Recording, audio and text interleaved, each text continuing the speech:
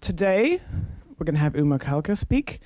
She's going to be speaking about what responsible AI governance actually looks like on the ground and how we can influence its future directions. So in this talk, Uma Kalkar she will draw on insights from the Global Index on Responsible AI to point towards areas for future action. And she'll explore how countries are working to ensure that AI develops in ways that are safe, inclusive, and aligned, and where some gaps currently exist. Uma Kalkar is a data governance and AI policy expert, and she uses strategic foresight to anticipate long-term risks and opportunities in emerging technologies. And she supports democratic decision-making and cooperation in the face of accelerating technological change. Her contributions to civic engagement and technology have been recognized by institutions such as the Aspen Institute, Forbes, and the Stanford d.school. Her work has been featured by The Daily Show with Trevor and Global News Canada, and she's a frequent speaker on technology futures. And Uma is a Rising Leader Fellow at the Aspen Institute UK, a former Aspen Ideas Fellow, and a former Presidential Fellow at the Center for the Study of the Presidency and Congress. Now, please welcome Uma Kalkar to the stage.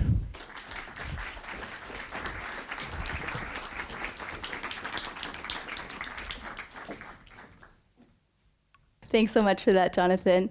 Hi, everyone. It's so great to be here today with you all. Thank you for being here with me. Today, I'm going to be talking about what responsible AI is and sharing some of the findings from the Global Index on Responsible AI. This was a really cool project that I had the opportunity to work on last year in order to comparatively assess responsible AI initiatives from all across the globe in order to help set initial benchmarks. Following that, I'll then discuss some of the trends that emerged from our findings and talk about some avenues forward. But before we get into that, let's first dive into what is responsible AI and why does it matter? So I like to think of AI sort of like high fructose corn syrup. This might be a very American analogy, but I hope everyone will follow. It's in everything, whether it's needed to be or not. It bulks out products and just adds more heft to it, and it tastes good. It's super addictive. And yeah, sure, okay, it's regulated, but very loosely, right? It also didn't happen that we had regulations on high fructose corn syrup until after it was already embedded within our systems and our products. And even now, powerful industry interests have kind of watered down those regulations in order to, allow for their bottom line to usurp usage restrictions on this kind of dangerous product. So ultimately, at the end of the day, the burden falls on the individual in order to spot and avoid the risks posed by high fructose corn syrup. Despite its proven harms to our health, producers will still turn to corn syrup because, well, it's cheap, it's easy to use, and it's tasty. That sounds kind of familiar, doesn't it? I think that the current trajectory of AI use mirrors that of corn syrup. And if we go down the same route, we're going to end up with AI systems that are optimized for speed and addiction rather than for our well-being. We're already seeing this occur. We've got AI that can amplify disinformation and manipulate people by, creating really convincing deepfake content. AI can grab sensitive data from people's faces and fingertips and heartbeats in order to, make inferences about their political orientations or their potential future criminality risk. AI can also take data usually stolen from artists and creatives and then churn out replicative work at twice the speed at half the cost, displacing huge groups of workers. I can go on and on about the risks, and I'm sure you all can too. And so responsible AI seeks to build out safeguards, the ones that we've forgotten to include with, things like corn syrup and also a lot of other things, really. Responsible AI can go by a lot of names: ethical AI, trustworthy AI, but at its core, it refers to the design, development, and deployment of AI systems in a way that puts people first and continuously promotes and respects their human rights. By grounding responsibility in human rights, it allows us to align our understanding of what is an ideal use of AI within established international human rights frameworks and agreed upon principles like the UN Principles on Human Rights in Business. It also allows us to go beyond ideas of transparency, accountability, and fairness in order to kind of bring in more systemic social and economic rights, like community rights, rights of children, and also the rights of future generations.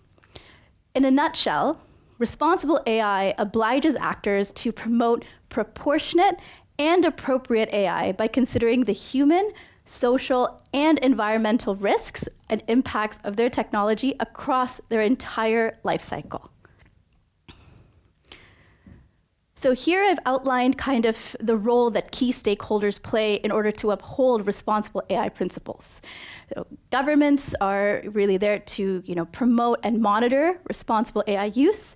Corporations are hopefully to develop and deploy applications with these ideas in mind, and society is there to hold both of those groups accountable. But this is a pretty broad and also, let's be real, simplistic kind of overview here, and that's a challenge. When it comes to dealing with human rights and responsible AI, it's a qualitative measure, which makes it very messy and difficult to measure. There's a lot of room for interpretation and a lot of context that's also needed to be added in. So that's where something like the Global Index on Responsible AI comes in.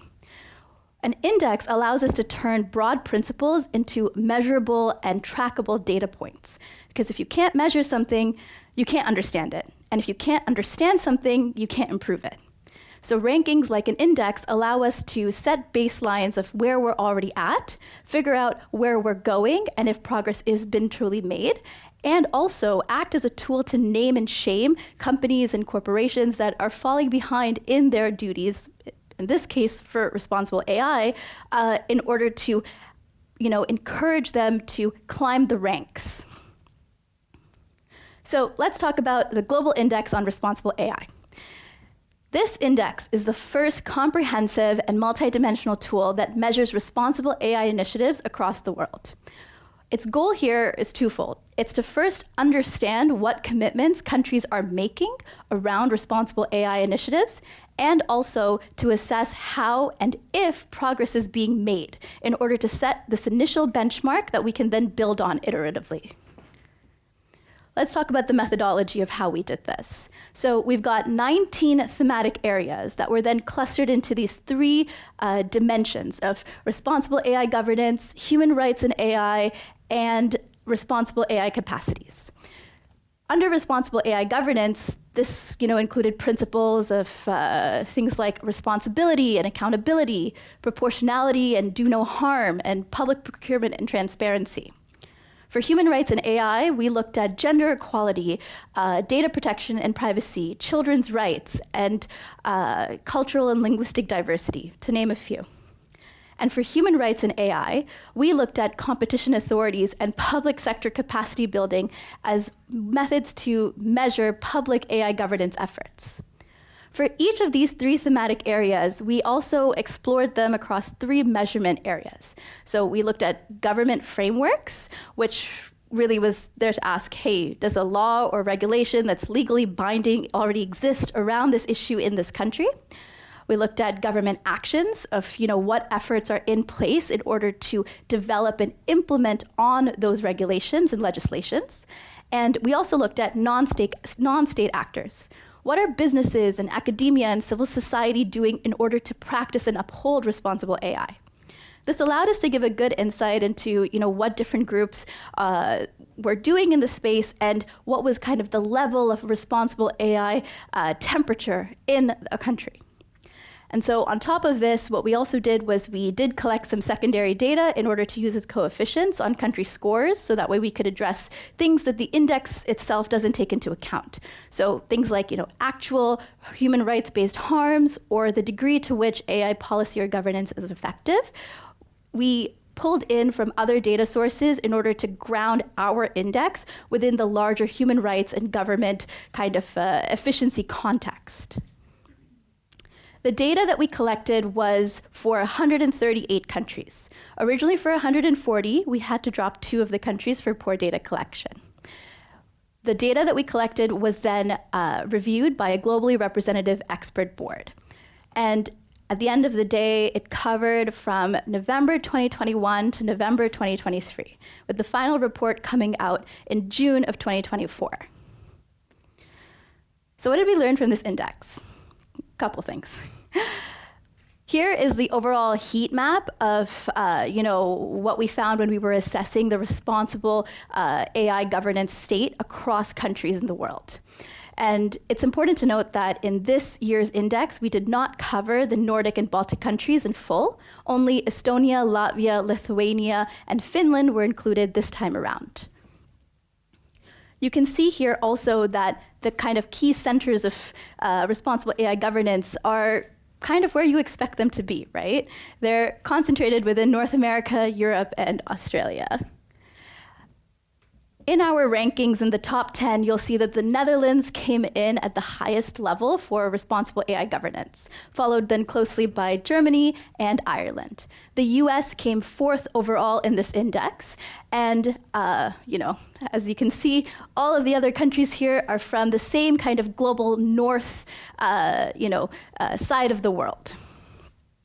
In the Netherlands, we found really strong examples of responsible AI that were shown by their established multi-stakeholder labs, like their ELSA labs, which are about ethical, legal, and societal AI.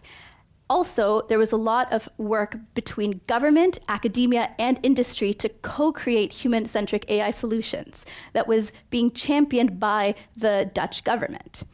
The Dutch also have a public algorithmic registry and impact assessment framework, so that way they can ensure transparency and accountability for public AI use. At the time when we were doing this data collection, the United States had introduced new AI governance frameworks, including the blueprint on the blueprint for an AI Bill of Rights, as well as also the NIST RMF frameworks, in order to kind of signal that they were focused on guiding fair and transparent and safe AI use. At the same time as well, there was the Biden executive order in order to kind of outline better ways for the federal government to manage dual-use AI models and implement methods to test protocols for high-risk AI systems, while also enforcing accountability and transparency measures, although that order has now been repealed under the new administration. Within the kind of Central and Southern American kind of context, Brazil ranked the highest for the region, coming in 18th overall on the global index, followed next by Uruguay and Chile at 19th and 23rd respectively. These were the only 3 Latin American countries that were in the top 30 countries of the index. And in a way, it made sense. Brazil is leading in Latin America in creating laws around holding AI systems accountable. They have a national strategy that prioritizes ethics and inclusion, that is, they also have this data privacy law that is heavily influenced by Europe's own GDPR. As well, when we think about a country like Chile, they actually have pioneering public sector AI procurement rules that require fairness and non-discrimination to be baked into how government AI systems work. And they were actually one of the first countries to embed emerging digital rights, so things like mental privacy or neuro rights, into law. In the APAC region, we saw Australia coming in as number 10 globally, followed then by Singapore and Japan, and then we have India as the 25th on the global scale. Australia has this national AI ethics principles that has been implemented across the region, and also has a lot of guidelines and industry bodies in order to bring in responsible AI to business. And Singapore, well, they actually launched the world's first model AI governance framework in order to help businesses guide on best ways and best practices for transparency and accountability. And they also created tools like AI Verify to test an AI system's fairness and transparency. Notably, African countries were only found in the mid-range of the index, with South Africa coming in highest for the region at 42nd. You can also see here that there's a huge spectrum of involvement of involvement with non-state actors, with South Africa having really high, involvement from, civil society and academic organizations. It actually makes sense. South Africa is the home for this index. It was actually first housed at the African Observatory for AI. But then you also see it drop dramatically when we look at a country like Rwanda, which only ranks 2 out of 100 on this measure. So what does this mean kind of at a higher level? The 2024 index revealed that, number one, a majority of countries don't have adequate mechanisms to ensure that their human rights are protected from AI misuse. And in this chart, you can see that some countries have scored really high on the index. Those are the dark purple ones here. And then the rest of the folks are in the white and blue, like blue-green color there. The ones who are in this dark purple, they scored about 75 to 100. But it's interesting that while some countries scored really well, the average score across the 138 countries that we surveyed came to just 19. 19 out of 100. So globally, responsible governance is lagging. This tells us that the existence of the frameworks for governing AI as they stand right now don't necessarily equal to responsible AI governance. 39% of the countries that we surveyed had national AI strategies. Yeah, that's true, but a lot of them didn't have the necessary human rights frameworks or the responsible AI business practices that were needed in order to give it the teeth that those frameworks would need in order to actually practice responsible AI. The countries that also scored really highly here had a wide range of sector-specific policies and also legislative protocols that covered the gamut of responsible AI. Next, in addition to our uneven landscape of responsible AI strategies, very few countries had mechanisms in place to prevent AI harms from happening within the first place. Only 30% of countries had such mechanisms.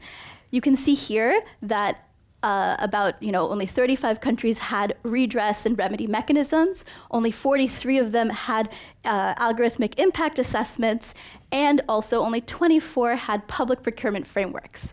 And these all came, the majority of these came from countries that were already high scoring, signaling that human rights protection could be kind of tacked on after the real stuff is done, which is a pretty dangerous narrative to put out when we're thinking about better ways of designing responsible AI governance from the ground up. Of course, I will say that there are efforts on the multinational level through things like the Global Integrated Partnership on AI, the work that UNESCO and the OECD does, and other standard-setting bodies like the International Standards Organization to harmonize understanding of AI governance. But let's be fair here as well. There was, during the AI Safety Summit series, a lot of promises that were made, and only some of them have been kept. And the follow-through on that is still to be determined. Still, at the same time, what we see is getting folks in the right room when it comes to dealing with risks proactively is a challenge. Third, what we also found was that as a country's score on the index decreased, its commitment to addressing inequality overall also fell. So things like bias and discrimination, dealing with marginalized groups, providing labor protections, and ensuring children's rights were also threatened as commitments to addressing inequality fell. These are, very sector-specific harms, you could say, but by having an uneven landscape for these, it signals that there's a true need for harmonization and coordination for common language and shared principles among these. So a good example of this here can be found by looking at the AI-driven labor disruptions. One of the things that we found was that although there is tremendous talk about AI coming for people's jobs and disrupting traditional methods of employment, only 33 countries had frameworks for labor protection and the right to work, of which only 7 of them were actually enforceable law. So this signals that workers are not adequately protected from AI, and that there's a mismatch between governance and the pace of governance and AI innovation. Across the thematic areas, the index also found that responsible AI governance practices to protect gender was the lowest performing, despite high awareness across all actors. Similarly, there were concerns about cultural and linguistic diversity promotion, which fell really low, despite being paramount for inclusivity. Next, the technical integrity of AI is not secure and is at risk on a global scale. The index found that 25 to 30% of countries that were surveyed had frameworks and steps in place to enforce technical safety and security mechanisms and standards. But actions in order to actually enforce these were scant. A lot of them were also primarily concentrated in North America, and those were also primarily concentrated in the hands of non-state actors, a lot of those being private sector folks.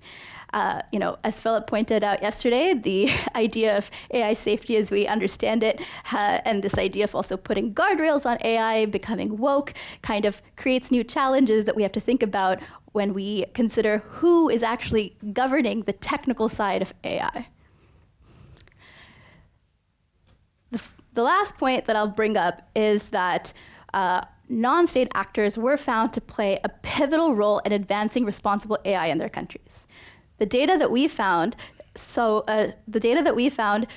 that non-state actors, such as universities primarily, but then followed by civil society organizations, have been leading the charge to fill in the gaps within the AI ecosystem. So, as we can see from the index, the role of non-state actors is extremely influential and needed in responsible AI governance. As the folks in this room are interested in building out better and safer AI, here are some practical ways that we can advance responsible AI governance and innovation. First, I think that we need to bridge the gap between technical AI safety and practical policy implementation. Governments are really lacking on their technical AI safety knowledge and capacity. And so we need to build out organizations that can monitor and audit regulations designed by companies and spot those gaps that governance, as it exists right now, is not able to fill. Second, we need to expand on our harmonization processes. The index has revealed that there's a truly uneven landscape of research and policy work towards responsible AI. And as a community that's looking to optimize our impact, there's a lot of opportunity here to create super connector initiatives that can improve the diffusion of AI risk and its long-term impacts, so we can create a more even playing field and also uplift those who are being left behind. The last thing is that we need to strategically fund global majority responsible AI governance. The index has shown that there's the same pattern of repeating advanced AI governance being carried out in primarily Western countries. And this risk of lagged governance and mismatched diffusion threatens the ability for all of us to use AI as a tool for good. So we need to build out talent pipelines in Latin America, in the Asia-Pacific region, and in Africa in order to create localized movements and governance schemes. So bringing it all together in closing, the Global Index on Responsible AI revealed that we're not where we need to be yet for responsible, rights-respecting AI governance. AI governance exists, of course, imperfectly, but mostly within global North countries, and that there's an immense opportunity for us to uplift the majority world by supporting regional governance and strategy development. Ultimately, I think that if AI is like corn syrup, cheap, sticky, and everywhere, then responsible AI must be the antidote. It must be nourishing, intentional, and rooted within the health of our societies. Thank you so much.